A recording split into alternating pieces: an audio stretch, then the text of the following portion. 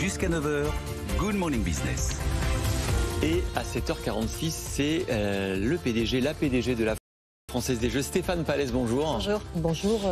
Bonjour. Alors, c'est vrai qu'on disait, pour vous teaser, mais c'est vrai qu'il y a 18 mois, si vous achetiez des actions de la Française des Jeux à l'État, compte tenu de la hausse spectaculaire de votre titre en bourse, plus des actions gratuites qui ont été données hier par le gouvernement, comme prévu, dans le cadre de privatisation, 155% de hausse. Ça veut dire que vous aviez investi 1000, vous avez 2500 €, c'est plus sûr que le loto, hein. C'est autre chose. Alors après, un placement boursier, c'est toujours risqué. Alors nous, évidemment, nous pensions que c'était un bon risque. C'était déjà un bon risque au moment de l'introduction en bourse, puisque, en particulier pour les particuliers, on avait effectivement une décote, ce système d'actions gratuites, et surtout l'investissement dans un actif solide, avec des flux de dividendes, 80% de résultats distribués en dividendes, et un modèle économique assez stable, un monopole de 25 ans, une très bonne situation. Donc je crois qu'on vendait déjà un très bon actif. C'est vrai. Après, ça c'était votre conviction, mais vous aviez raison d'ailleurs. Mais ce n'est pas forcément celle des analystes financiers. Je sais que vous n'allez pas leur taper dessus, parce que vous ne pouvez pas, mais moi je peux. On n'en avait pas eu un à l'époque qui nous avait dit que c'était une bonne affaire. Il disait: oui, c'est pas mal, 20 € l'action, c'est une rente, il n'y a pas de risque, il y aura un dividende. Ils ont tous dit ça. Aujourd'hui, l'action, elle vaut plus de... Oui, alors d'abord, je pense que un dividende dans le monde d'aujourd'hui, qui était déjà un monde de taux bas et qui est devenu un monde de taux non seulement bas mais négatif, avoir un dividende régulier, c'est un très bon placement. Donc, je pense que de toute façon, c'était déjà effectivement un très bon placement. Après, je pense que personne n'avait évidemment prévu ce qui nous est tous arrivé au début d'année dernière. Et la Française des Jeux n'a pas bénéficié de la crise. En revanche, je pense que ces qualités sont apparues assez fortement dans la crise. Selon vous ? Alors, je pense que la première qualité, quand même, c'est la stabilité du modèle, sa solidité, le monopole, tout ce qu'on a vendu, si je puis dire, pendant l'opération, et qui, objectivement, est quand même valorisé dans des situations d'incertitude, parce que ça reste là. On rappelle que toutes vos agences ont été fermées, tous vos points de vente. Hein. Non, pas du tout. Pas tous. Non.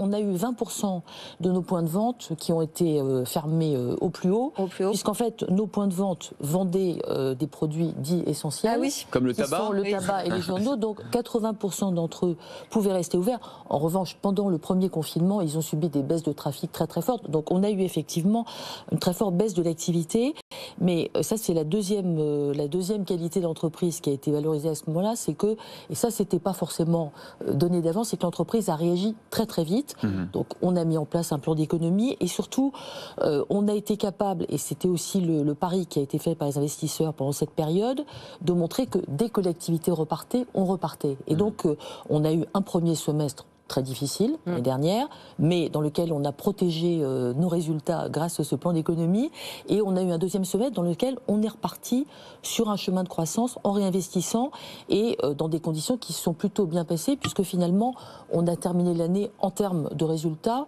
avec un niveau qui est en fait supérieur évidemment à celui de l'année dernière. Donc on est revenu en fin d'année sur un train de croissance, et je crois que ça a montré qu'on était à la fois une entreprise avec un modèle économique très solide, très protecteur sur la durée, et aussi une très bonne réactivité en temps de crise. Voilà. Et ça c'est rare dans des situations comme ça, et surtout c'est rare que ça parte aussi rapidement, ce qui a été le cas. Le digital, on a bénéficié de cette année, de cette crise. Alors, et la troisième force qui s'est révélée, c'est qu'en fait l'entreprise avait fait déjà le pari du digital dans ses investissements, dans ses plans stratégiques et dans les investissements qu'elle a fait avant la privatisation, et que ce pari s'est révélé extraordinairement justifié et pertinent, puisqu'effectivement on a vu que le digital, qui commençait à croître déjà de manière très dynamique, a complètement décollé pendant cette année, puisque on a eu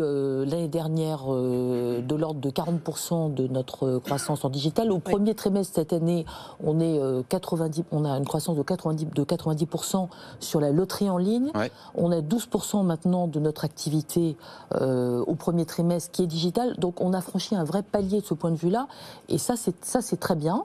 C'est très bien parce que notre réseau continue à croître en même temps, mais c'est très bien aussi pour l'efficacité et la profitabilité de l'entreprise. Alors aujourd'hui, Stéphane Pallez, vous avez 450 000 actionnaires individuels.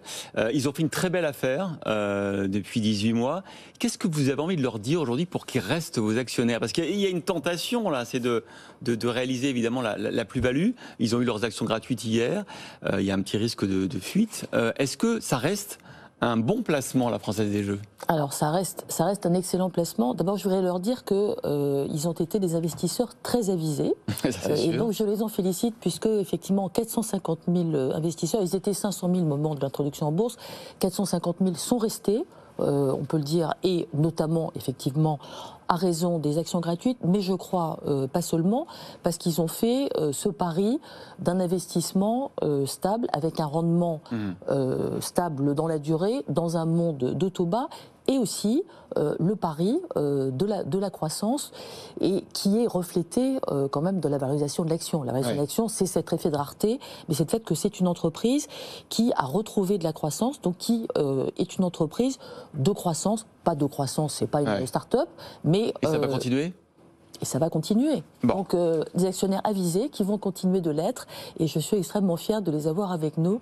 Et évidemment, on va continuer à montrer que ce modèle économique est un modèle à la fois stable et de croissance. Vous devez être l'une des entreprises qui a le plus d'actionnaires en France aujourd'hui, peut-être la première, je ne sais pas. Non, je crois que Air Liquide en a quand même plus que nous, mais si vous voulez, pour moi, me comparer à Air Liquide, ça veut bien dire qu'on est dans la catégorie des entreprises, effectivement, qui a beaucoup d'actionnaires en particulier, et c'est une grande fierté pour nous. 1,5 million d'actionnaires pour la Française des Jeux. Merci Stéphane Pallez.